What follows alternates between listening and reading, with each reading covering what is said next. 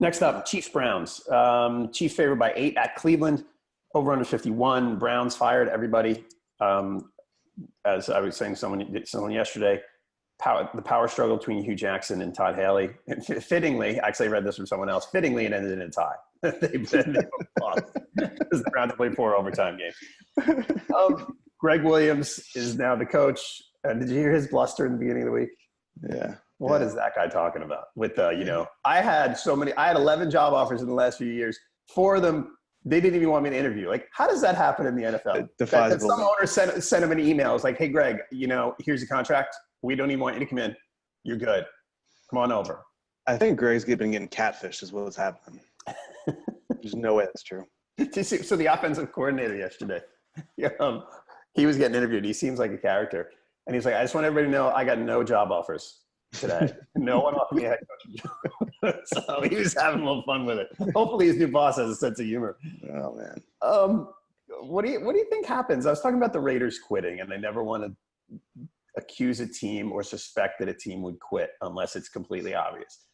Do you think the Browns, sometimes coaches get fired and the team goes, oh, crap, we got to start playing better and we got to rally around each other and all that stuff. And other times you just look and it's complete chaos.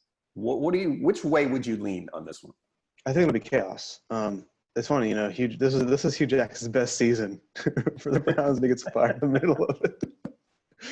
I wrote about this in my column this week, but probably in 2008, I was having a conversation with a Browns beat writer. We were in Cincinnati and just kind of chatting, and he was like, kind of had this.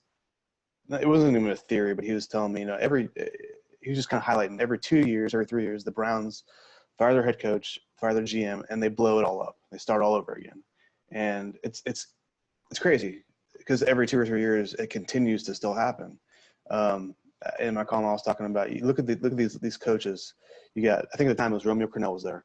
Then you have Eric Mangini for 2 seasons. Then you have Pat Shermer for 2 seasons. Then you have Rob Chudzinski for 1 season. Then you have Mike Pettin for 2 seasons. Then you have Hugh Jackson for 2 seasons, 2.5 seasons.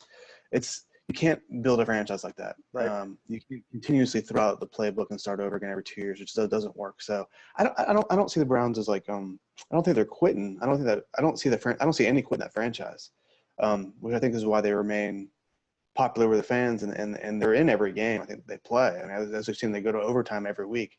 But it's just, you can't build a franchise on this kind of chaos, and that's what it is. And I think hiring Greg Williams is bizarre because the black mark around his name still, that's never going to go away. And I don't know. Why do you think they didn't give the job to Todd Haley? I mean, for me, it's like you have this continuity. You want to keep a continuity with Baker Mayfield, your best hope for the future. Their offense was kind of statistically the same as the defense as far as where they stood in the league. I don't know why. And Todd Haley had some success in Kansas City. Why do you go with Greg Williams and not Todd Haley in the interim job?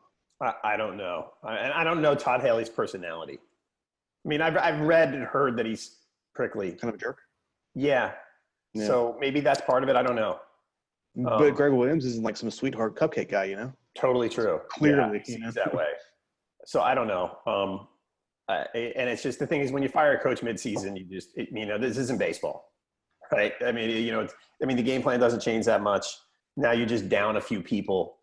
I mean, who's going to come in and be the running backs coach or the defensive coordinator? You're going to hire some assistant who's hanging out at home to fill in the, I don't know. It's basically becomes a bit of a lost season. Hopefully the team plays better, and then you reevaluate at the end. I mean, no one here, unless the Browns reel off a bunch of wins, Greg Williams is not getting this job. No. So you're essentially going to start over. Yeah, which is what they do all the time. Right. I mean, hopefully the owner will stay out of the way and let the GM make the decision.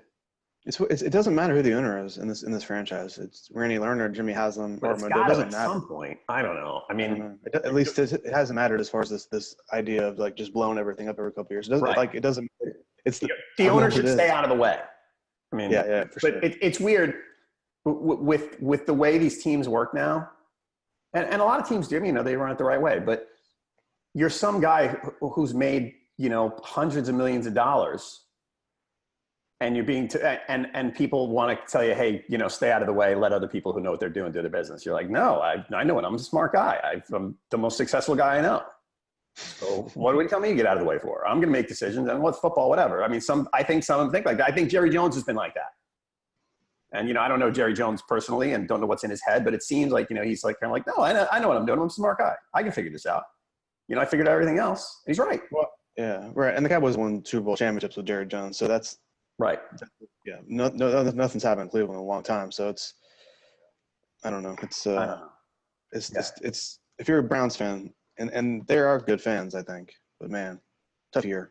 They put up with a lot as fans go. Like I know fans of other teams who, you know, complain. I'm like, hey, go be a Browns fan for a week. You know? At least they have a team now, right? At least, you know, at least. All right. So I got Chiefs, you got Chiefs. Other things in this game, Browns are 3-1 against the spread at home. Chiefs linebacker Anthony Hitchens was limited in practice on Thursday. He's got a rib injury. You're going to want to watch that because their defense is not that great to begin with. You and I both go Chiefs against the spread on Pick Watch. We've got 79% Chiefs. So no one is a fan of the Browns this week.